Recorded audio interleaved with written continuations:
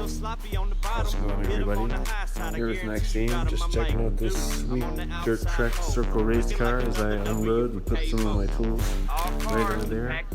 Up front, we got a 355 Chevy, all race car, all business. Inside,